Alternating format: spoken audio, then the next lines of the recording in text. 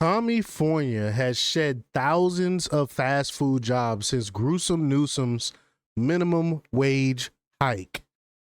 Everyone knew this was going to happen. I mean, it doesn't take a rocket scientist to know that if you make it where normal regular businesses have to pay out the pocket a lot of money, they're going to have to let people go. I mean, it's simple economics. I mean, this is not something we did not foresee happening when when California first came out, when Newsom first came out and said he was going to jack up minimum wage.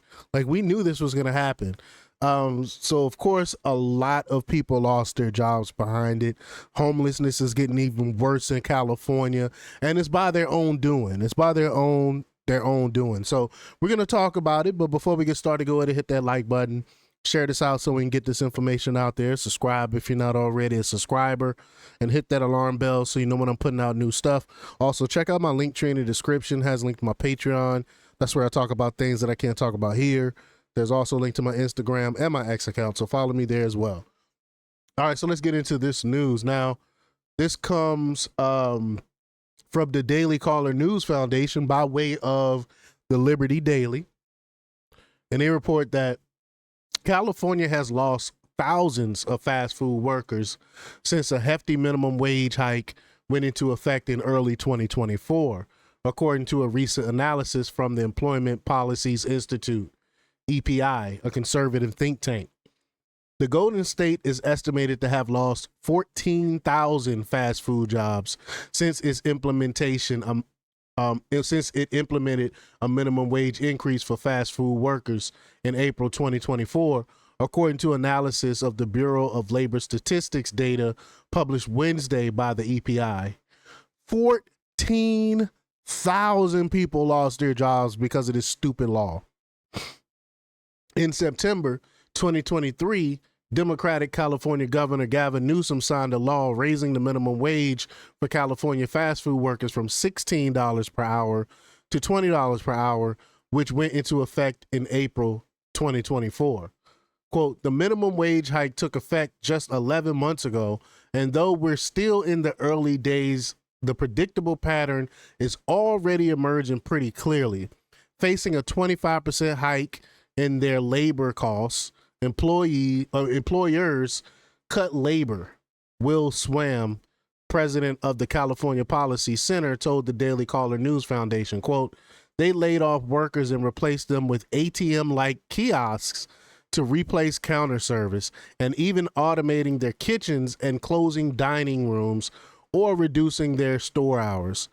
At the same time, owners are raising menu prices, and of course that falls most heavily on lower income people, and that leads to less store traffic, and that kickstarts another round of layoffs. This is a hole that California dug for themselves. But compared to September 2023, there were 16,000 fewer fast food employees in September 2024, 6 months after the minimum wage policy went into effect, according to BLS data cited by EPI. After California's fast food minimum wage increased, some fast food restaurants in the state reported experiencing less customer traffic, as well as having to raise their menu prices, according to Fox News. Still, Newsom's office have repeatedly lauded the fast food wage increases as having positive impact on California workers and denied claims that the law had reduced the state's fast food workforce. Are you serious? Of course, they're not going to own up to it, though. What you expect? Relatedly, the blue state is currently considering further raising its minimum wage for fast food workers. So they want to raise it even more. This is crazy. So they want to double down on stupidity. Additionally, California also seen a large number of its residents moving to other states in recent years, with many of them citing the high cost of living as the main factor for leaving. Notably, Newsom has been leading an effort to quote, Trump-proof California in recent months in an attempt to safeguard the state's liberal policies from President Donald Trump. Quote, union leaders love to say that higher fast food wages are essential because the cost of living in California is so high, Swam told the DCNF.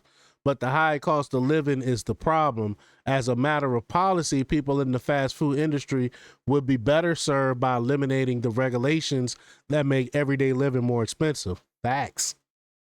I'm all for deregulation. Y'all know that. Instead of raising wages, the state could make things cheaper, eliminate barriers to new home construction, in regulations that make California gasoline, electricity, and water the most expensive in the nation. Generally speaking, California's high cost of living is self-inflicted and a product of bad policies backed by Democrats and unions. I couldn't have said it any better myself. That's exactly what it is. It's the over-regulation. You can't even build a shed in California without jumping through hoops. It's crazy. What's his name? Bill Maher. Liberal Bill Maher from Real Time with Bill Maher on HBO. He said it took him 2 years to build a freaking shed on his own property. That is ridiculous. When reached for comment, a spokesperson for Newsom's office referred the DCNF to 2 studies which stated that overall the minimum wage hikes did not have negative impacts on fast food employment in California. One of the studies did not find evidence that the minimum wage increases had unintended consequences on staffing, while the other study cautioned against drawing a causal relationship between the policy of substantial negative employment effects and large price increases. Neither study addressed the Wednesday analysis of BLS data from the EPI. So they went in without the data, the recent data from BLS. So you can't even really pay attention to those studies. We all know what's really going on here. Again, anyone that do a little bit of rational thinking comes to the same conclusion that we all came to, that this was going to happen. We said you're going to raise minimum wage, people are going to lose their jobs.